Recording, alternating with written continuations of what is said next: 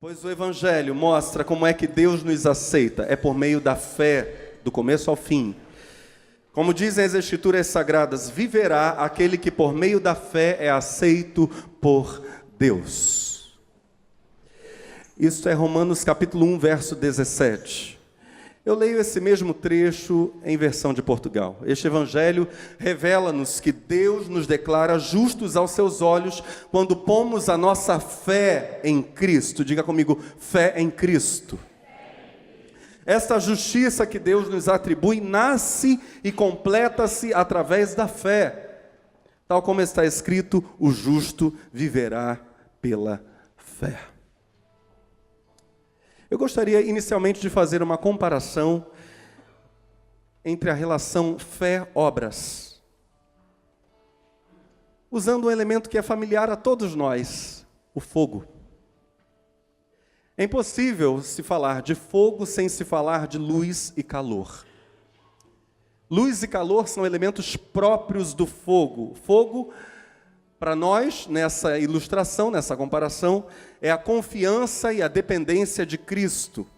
Luz e calor, nesta comparação, são para nós as obras decorrentes desse fogo. Mas sempre essa confiança e essa dependência, sempre esse fogo, que é confiança em Deus, que é confiança em Cristo, que é dependência de Deus, que é dependência de Cristo, sempre esse fogo produzirá as boas obras da fé. Sempre com fogo vem luz e calor. Tanto quanto a combustão chamada fogo desprende sempre luz e calor, sempre a fé produzirá obras. Mas luz e calor, olha o problema, não são manifestações exclusivas do fogo. Por exemplo, uma resistência elétrica de chuveiro, uma lâmpada incandescente, já está para lá de ultrapassado, hoje não é nem mais aquela lâmpada econômica, agora é LED. Mas uma resistência de chuveiro ou uma lâmpada incandescente produzem luz e calor, mas essa luz e calor não é necessariamente resultado de fogo. Nós poderíamos usar um outro exemplo, que é a concentração de luz e calor com ausência de fogo. Não é o fogo que gera essa coisa chamada raio laser. Não é o fogo que produz o raio laser, mas é uma estimulação atômica que produz liberação de partículas de luz, os chamados fótons. Isso é raio laser. Ou seja, na nossa comparação, há obras que não são necessariamente resultado de fé. Luz e calor que não são resultado do fogo. Há grandes feitos humanos sem qualquer confiança e dependência de Cristo. São luz e calor, mas não são filhos do fogo. É possível falar-se de obras sem fé, mas a Bíblia deixa claro que é impossível o inverso. A fé em Cristo sempre se fará acompanhar de boas obras. O fogo sempre produzirá luz e calor, ainda que luz e calor possam ter outras fontes. Por exemplo, ao contarmos que houve um incêndio num galpão à noite de uma fábrica de papéis, e as labaredas chegaram a 10 metros de altura, nem é preciso falar de clarão ou de calor que isso produziu, isso está implícito. Nós sabemos que essas chamas que produziram labaredas, ou que foram labaredas chegando a 10 metros de altura, desprenderam muito calor e muita luz.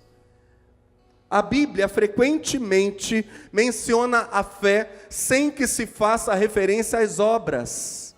O fogo produz sempre luz e calor. A Bíblia diz que a salvação vem pela fé em Cristo. É preciso começar a crer. Nós precisamos crer. Olha para a pessoa que está perto de você e diga, é necessário crer. É necessário crer para que haja salvação. É preciso começar pela fé. Fé que sempre produzirá, mas há um perigo. Começar-se pelas obras pode alimentar uma coisa chamada orgulho humano. É bom que comecemos pela fé. depois que se começa a crer, é bom que se abra espaço contínuo para o crescimento da fé e para a sobreabundância das obras da fé. Nós somos, diz Paulo em Romanos 1,17, graças a Deus, chamados por Ele, Deus, para andarmos de fé, de glória em glória. Este evangelho, repito a leitura, revela-nos que Deus nos declara justos aos seus olhos quando pomos a nossa fé em Cristo. Esta justiça que Deus nos atribui nasce e completa-se através da fé, tal como está escrito: o justo pela fé viverá. Há um texto no Evangelho de João que parece apresentar a sequência da fé que progride de uma profunda admiração para a conversão, salvação. Conversão, salvação como uma palavra composta aqui. Uma fé que nasce como profunda admiração, mas evolui e se torna mesmo fé para conversão, salvação. O último estágio da fé que aparecerá nesse texto é mesmo vida eterna. Um homem cego desde o nascimento, mendicante, é curado pelo Senhor. Jesus, que se inicia a narrativa dizendo que Jesus fala sobre si próprio, que Ele é a luz do mundo. Jesus, a luz do mundo, cospe no chão, faz lama, aplica essa lama nos olhos do cego, manda que ele vá se lavar no reservatório de água, o tanque de Siloé, e o cego de nascença passa a ver. Por 3 vezes nesse texto, pessoas diferentes perguntam para aquele ex-cego de nascença o que ele pensava a respeito de Jesus, o homem que o fizera enxergar. E aqui nós entramos propriamente na evolução da fé do ex-cego. Primeiro, diz o texto, os religiosos perguntam o que ele achava de Jesus. O texto é João capítulo 9, verso 17, você não precisa abrir, eu lerei agora. Aquele cego responde para os religiosos que Jesus é alguém que fala e faz o que Deus lhe ordena. Jesus é um mensageiro de Deus. Diga comigo, mensageiro.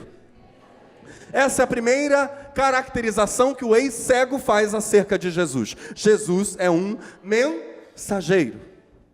Os fariseus, diz o verso 17, voltaram-se para o antigo cego e perguntaram-lhe: esse homem que te abriu os olhos, quem achas tu que é? O homem respondeu: é um profeta. Esse homem é um profeta. Ele fala e faz o que Deus manda que ele fale ou faça. Ele é um mensageiro de Deus. Aqueles religiosos ficam discutindo entre si, estão confusos, porque nunca antes se ouviu de um cego de nascença passar a enxergar, só Jesus faz isso. Os religiosos novamente vão ao cego e perguntam sobre Jesus. A resposta seguinte daquele homem é uma evolução, ele progride na compreensão. A gente pode imaginar, o texto não diz como se processou essa evolução, mas a gente pode imaginar que a unção do Cristo que tocou nos olhos daquele cego, que untou os olhos daquele cego com lama, aquela unção permaneceu sobre o cego. Nós temos aqui alguém que já saiu de um culto e a unção continuou. Agora imagina alguém que recebeu o toque físico de Jesus de Nazaré.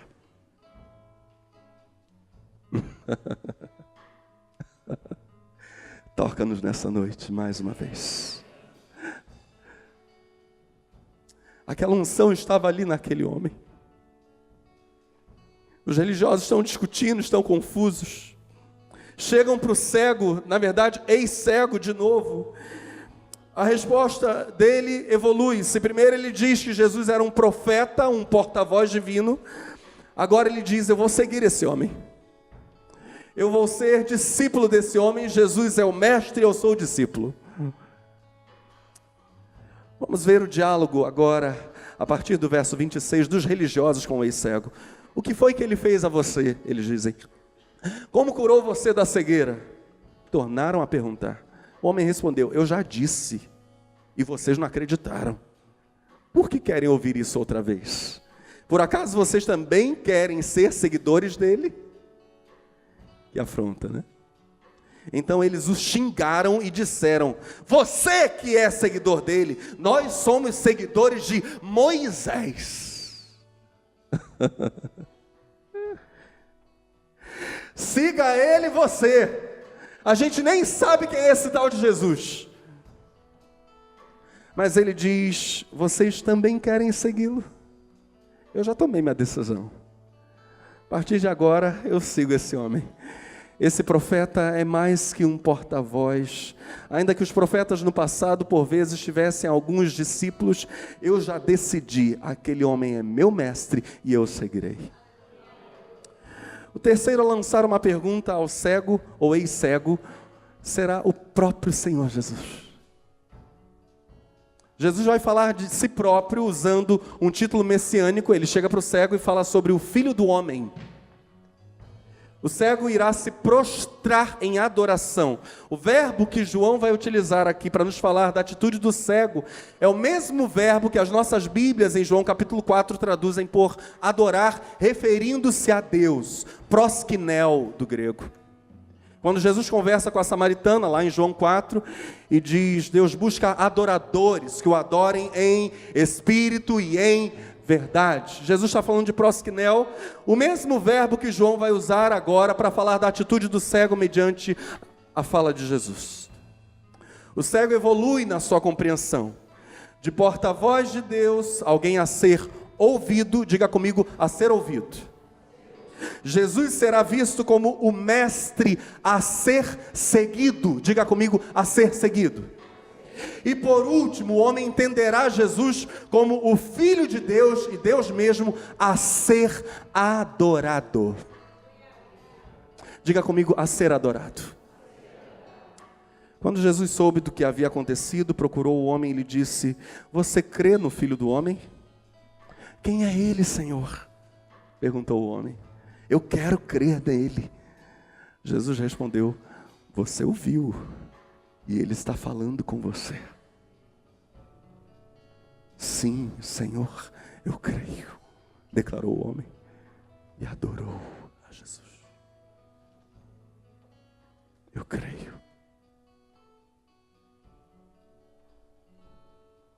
Nesta evolução, cumpre-se no cego ou no ex-cego o propósito explícito, declarado do Evangelho de João, no capítulo 20, verso 30. João é o único evangelista, diga-se de passagem, dos 4, que diz expressamente qual é o objetivo final do seu evangelho. Jesus, diz João, realizou na presença dos seus discípulos muitos outros sinais miraculosos. Estou lendo João 20, verso 30. Que não estão registrados neste livro, mas estes foram escritos para que vocês creiam que Jesus é o Cristo, o Filho de Deus, e crendo tenham vida em seu nome. É para isso que eu escrevi o que escrevi, de João. Para que vocês conheçam Jesus, o Cristo, o Filho de Deus, o ungido, e tenham vida. A fé cristã começa aqui. Quando esse Cristo, esse ungido, esse Messias, esse Senhor, que é proprietário de tudo, quando esse autor da vida é saudado, não apenas como autor da vida, como proprietário, mas como mesmo Senhor do tempo e da história. É aqui que a fé cristã começa, é aí que ela se inicia. O reconhecimento do senhorio de Jesus Cristo, o dono de tudo. E aqui eu vou vou usar uma expressão propositalmente. O dono de tudo é o condutor de mim. Esse é o nascimento da fé cristã. O dono de tudo é o condutor de mim. Jesus é mais, diz esse homem, é mais que um proclamador da palavra de Deus. Ele é a encarnação dessa palavra de Deus. Jesus é mais que um intérprete sábio da vontade de Deus. Não é isso, não é apenas um intérprete sábio a ser seguido, ainda que isso tenha seu valor. Ele é a clara, perfeita interpretação encarnada da vontade de Deus. Jesus é o ungido, Jesus é o detentor de todo o poder, como ele mesmo disse, nos céus e na terra. É o Filho de Deus, é o Salvador eterno de todo aquele que crê. Jesus não muda a história apenas aqui, Jesus muda a história eterna de uma pessoa. A história toda. Jesus muda toda a história. Esse é o começo da fé, mas, sendo o começo, evidentemente, pode crescer continuamente. Fé em Jesus é a confiança de que a vontade e o poder de Deus se revelam para nós e estão acessíveis, diga comigo, acessíveis. Estão acessíveis, vontade e poder de Deus estão acessíveis a nós, sobretudo na pessoa de Jesus. É a confiança de que Deus é absolutamente capaz de fazer o que Ele diz por meio de Jesus, apesar de mim, apesar de você, apesar do mundo, apesar do diabo. Isso é fé em Jesus. Deus é capaz de fazer. Deus é capaz. O crescimento da fé, por sua vez, pressupõe o seguinte, preste atenção. Jesus Cristo irá submeter seus seguidores a desafios cada vez maiores. Ele irá nos testar. Ele nos dará ordens cada vez mais desafiadoras. Ordens que mais e mais testarão a nossa capacidade de fazer três coisas: confiar, esperar e realizar. Confiar, acreditar mesmo, de modo a esperar. E esperar realizando o que Deus quer que eu faça naquele determinado momento. A fé crescerá ao ser desafiada. Aliás, fé, isso já foi dito neste púlpito, fé existe para os momentos difíceis. Fé crescerá ao ser desafiada. Ainda que nós não tratemos disso nesta noite, disso que vou falar agora, a gente vai passar por essa realidade, que é a seguinte: a fé também pode, ao invés de crescer, atrofiar e morrer. Se ao ser testado, o ser humano retroceder na sua capacidade de fazer essas três coisas. Quais são elas? Confiar, esperar e Se ao ser desafiado por Cristo, o ser humano não for capaz de se submeter a essas três realidades, ele corre o risco de atrofiar a fé e de morrer na fé. Por isso, Paulo deixa claríssimo na carta aos Gálatas, no capítulo 5, as seguintes palavras, versos 7 e 8. Vocês estavam indo tão bem. Quem convenceu vocês a deixarem de seguir a verdade? É claro, diz Paulo, que quem os convenceu não foi Deus que os chamou. Como dizem por aí, um pouco de fermento leveda toda a massa. Onde foi que umas partículas de fermento entraram na sua vida? Cuidado. Um pouco de fermento é suficiente para fazer com que você pare de correr a corrida da fé. Atrofie e morra. Nossa ênfase nesta noite, ainda que eu passe apenas por esse tema do atrofiamento da fé, nossa ênfase nessa noite não é o atrofiamento, mas é o contínuo crescimento da fé. Temos aqui alguém que quer continuar crescendo em fé? Então vamos à história real de um jovem chamado George Miller.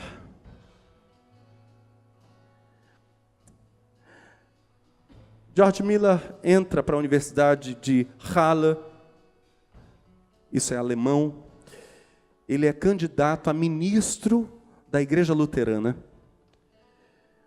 Entra de férias, está ali já cursando o seminário. Entra de férias, juntamente com uns amigos, providenciam uns documentos falsos e viaja para a Suíça passear nas montanhas. Na viagem, George Miller é o tesoureiro do grupo de amigos, mas ele também é o ladrão do grupo de amigos. Ele rouba os amigos durante a viagem. Eles não ficam sabendo, só tomam conhecimento disso depois da conversão dele. Quando eles regressam de Halle, ou para Halle, um dos amigos, chamado Beta, chama George Miller para uma reunião de oração. E as coisas ali não são tão livres como nós tivemos aqui uma celebração. A coisa é muito litúrgica. Entretanto, Deus está ali. Ali em Halle, Alemanha, numa fria noite do inverno de 1825, o biógrafo Jack Manley é quem conta para nós essa história, e eu quero citar as palavras de Manley. Manley diz: o jovem boêmio encontrou a realidade. Pela primeira vez na sua vida, viu alguém orar de joelhos. Isto impressionou muito. Na reunião de oração, uma pessoa dobra os joelhos e George Miller fica impactado com aquela cena. Uma das pessoas presentes leu um capítulo da Bíblia, cantou-se um hino, foi lido um sermão impresso. Miller sentiu-se profundamente tocado. Volta para casa, comenta com seu amigo Beta, dizendo: tudo o que nós vimos na nossa viagem à Suíça, todos os nossos prazeres, não podem se comparar com o que nós vimos nesta noite. Naquela noite, George Miller, aos 20 anos, se entrega a Cristo e irá entrar para a história como um dos maiores exemplos de fé e oração. Pouco tempo depois da sua conversão, Miller foi testado. Ele estava fazendo a tradução de uma novela francesa para o alemão, para conseguir dinheiro, custear uma viagem para Paris. Era o sonho dele. Já naquela época, os valores morais das novelas eram tão duvidosos ou tão negativos quanto os valores morais das novelas de hoje. Miller conclui a tradução, a obra está pronta para ser vendida, para ele conseguir a grana e ir para Paris. E Jack Manley diz acerca de George Miller, ele viu, diz Manley, ele viu com a crescente luz espiritual que o que não é da fé é pecado. Ele pegou o livro, traduzido para o alemão, estava pronto, e o lançou nas chamas, queimou. Foi um ato inicial de autonegação, um passo adiante na caminhada com Cristo. Fogo.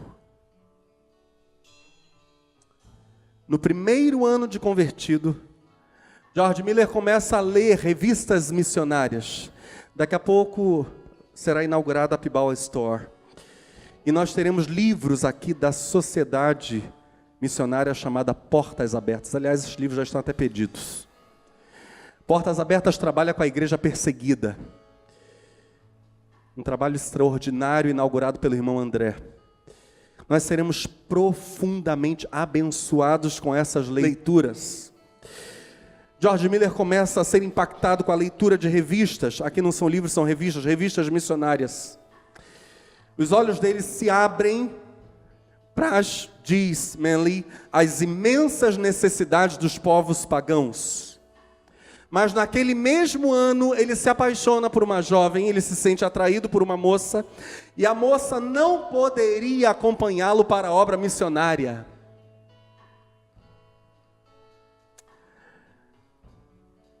Agora a luta é dura. Pegar um livro que você traduziu do francês para o alemão e jogá-lo às chamas é terrível. Dias e dias e dias, sabe-se lá quanto tempo de trabalho de tradução. O trabalho de tradução, para quem já mexeu com isso, tradução de música, tradução de texto, é algo muito espinhoso. Dias de trabalho. Mais desafiador ainda é negar uma paixão. Miller cede à sua inclinação natural, entra num período de frieza espiritual. A oração de George Miller perde poder e, na verdade, ele quase para de orar. Convertido, seminarista, preparando-se para a obra de Deus, com o ardor das leituras missionárias queimando em seu peito, recua. Mas nessa mesma época, chega ao conhecimento dele a notícia de um rapaz rico, muito rico, culto, chamado Herman Ball, que por amor a Cristo renuncia a tudo e vai pregar o evangelho nas missões aos judeus da Polônia. Miller compara a renúncia de Herman Ball com o seu próprio erro de deixar esfriar o amor por Cristo por causa de uma jovem. Deixar o seu amor por Cristo e pelos perdidos por causa daquela jovem. George Miller chega para a jovem, nega mais uma vez a si mesmo e decide amar sobre todas as coisas a Deus.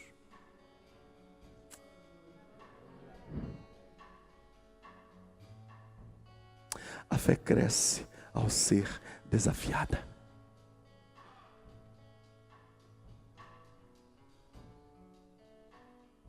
Se nós ficássemos apenas com essa parte da história de George Miller, nós veríamos esse homem de Deus apenas renunciando bens e relações ou relação por amor a Cristo.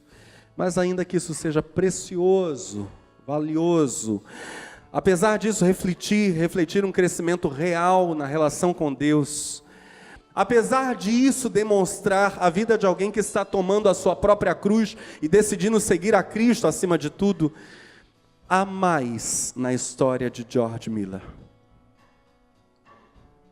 Como eu disse a vocês, ele realmente se tornou um dos maiores exemplos de fé e oração da história da igreja, especialmente da história moderna. O ano é 1832, Miller está com 27 anos de idade, sai da Alemanha, vai morar na Inglaterra. Naqueles anos, o governo inglês cuidava apenas de, apesar de o número ser enorme, apenas de, o governo, 3.000, em números redondos, 3.000 órfãos em casas de abrigo. Um número que nem de longe atendia às necessidades dos órfãos da Inglaterra. O restante dos órfãos que não estavam nas casas de abrigo ingleses, evidentemente, perambulava pelas ruas, por vezes, como conta o próprio George Miller, mendigando pão. 1834, Miller passa às 8 horas da manhã sair pelas ruas da Inglaterra, levando crianças pobres, ou pegando crianças pobres, levando-as para sua casa para lhes dar pão e para ensinar as crianças a lerem a partir da Bíblia. No ano seguinte, 1835, a visão de cuidar dos órfãos se aprofunda e ele reúne alguns amigos para iniciar um orfanato. Começa as obras do orfanato pedindo a Deus 1.000 libras esterlinas, a moeda da Inglaterra na época e até hoje, diga-se passagem. 1.000 libras, para aquela época era uma fortuna, 1835, era muito dinheiro, alguns milhares de reais, comparativamente falando. Em 2 dias, chega a primeira oferta. Ele estava pedindo quanto ao Senhor? 1.000 libras. Em 2 dias chega a primeira oferta, 1 shelim. 1 shelim era 1 libra dividida por 20. Era 1/20 de 1 libra. Mas ele persiste orando. Mais 2 dias se passam e alguém doa um guarda-roupa para o orfanato. Mas ele está pedindo para o Senhor 1.000 libras. Antes do fim daquele ano, aquele mesmo ano de 1835, várias pessoas começam a se oferecer como auxiliares, homens e mulheres, para trabalharem no orfanato de George Miller. Uma costureira pobre oferta, para a época uma fortuna, 100 libras. Paulatinamente, George Miller vai subindo, diz Manley, o caminho íngreme da santidade e da fé. A fé estava sendo testada. Até enfim alcançar aquele cume iluminado, aquele cume glorioso da presença manifesta de Deus. Passam-se alguns anos e George Miller dá esse testemunho. Ele diz que seria tão fácil para ele agora confiar em Deus pedindo-lhe 1000 libras, da mesma forma que confiar em Deus pedindo 10 libras ou menos. A fé cresceu. Passam-se 25 anos desde a criação do primeiro orfanato em 1835, ou seja, estamos no ano de 1870. 25 anos após o início do primeiro orfanato, George Miller administrava 5 gigantescos prédios que viraram um marco na Inglaterra do poder de Deus, o Deus que ouve a oração. Aqueles 5 grandes prédios acomodavam 2.000 órfãos, professores, auxiliares, um monumento de que Deus atende a oração e a fé do pobre, do humilde, que aceita ser testado. 3 palavras-chave. 3 palavras-chave do crescimento da fé. Diga comigo: confiar, esperar, realizar. Eu diria confiar apesar de mim mesmo. Esperar apesar das circunstâncias. Realizar apesar de toda oposição. Confiar orando. Esperar orando. Realizar orando. Em breve nós inauguraremos como igreja o novo estúdio, Yapibau Store, nossa livraria evangélica. Grandes bênçãos que agraciarão milhares de pessoas, milhares, ouça bem, isso está sendo registrado na câmera, milhares de pessoas. Com a mensagem da salvação, grandes bênçãos que subsidiarão ações ainda maiores da nossa igreja. Textos que vão abençoar, vídeos que vão abençoar, que vão tocar, que vão curar, que vão libertar. Palavras que vão curar, que vão libertar, que vão salvar. Porque o Evangelho é poder. Nós já começamos a comprar material de construção para o novo templo. Alguns que estacionaram seu carro viram ali, aquilo ali não é o sarcófago gigante de Golias coberto de preto, não é. É ferro, muito ferro para a fundação. Já começamos a comprar material de construção para o novo templo, por isso mesmo ofertemos com generosidade. É hora de avançar. Centenas, milhares de vidas encherão a nova casa de oração e a glória de Deus cobrirá esta cidade.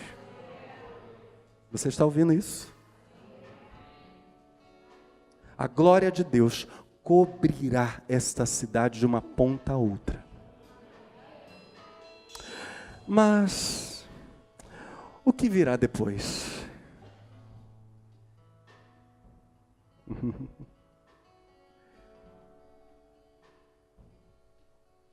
Hoje Jesus curou vidas aqui, daqui a pouco nós ouviremos esses testemunhos. Hoje Jesus libertou.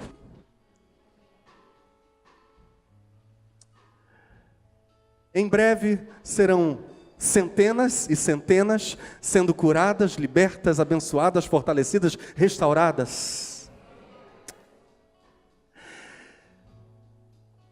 Depois de construirmos o novo templo, qual passo daremos? Eu quero contar algo aqui para você que também está sendo registrado. Eu estava dizendo para minha esposa esta semana, eu já estou sonhando. Apesar de os sonhos de Deus para nós serem muito maiores do que o que nós possamos imaginar, basta olharmos para 5 anos atrás. Estamos juntos? Apesar de os sonhos de Deus serem muito maiores do que o que nós possamos imaginar, eu já posso vislumbrar algo específico. O dia, e eu gostaria de saber se temos aqui pessoas prontas a dar glória a Deus, em que nascerá uma coisa chamada Pibawa School. School, escola em inglês.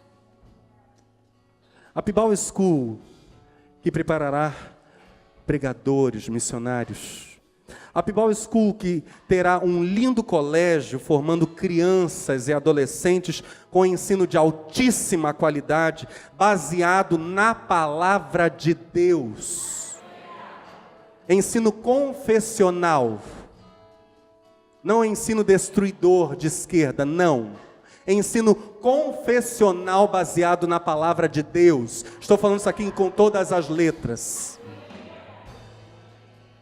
Nós atingiremos como igreja, no poder do Espírito Santo, a base da sociedade, as crianças, deixando um legado de avivamento para gerações futuras. Assim será em nome de Jesus.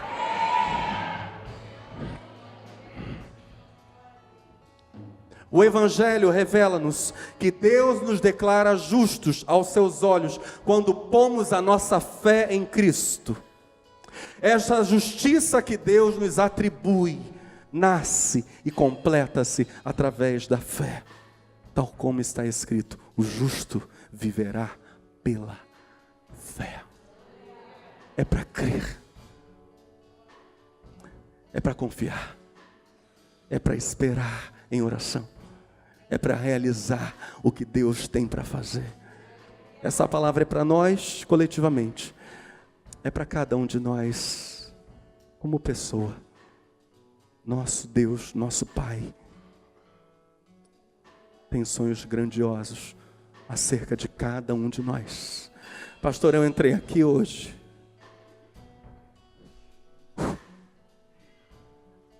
Mas eu estou me sentindo mutilado. Eu estou me sentindo vazio. Eu errei. Lembra quando o filho pródigo volta para casa? O pai não quer nem saber dos antecedentes.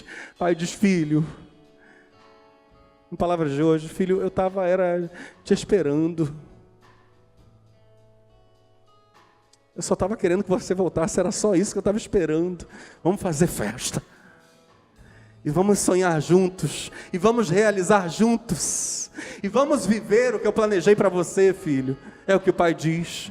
É o anel de selar, é a sandália nova, é a melhor veste, é o bezerro cevado, engordado para o dia especial. Vamos celebrar, porque o filho que estava morto reviveu só de voltar para a casa do pai. Respira fundo essa atmosfera da glória de Deus que está aqui em nosso meio.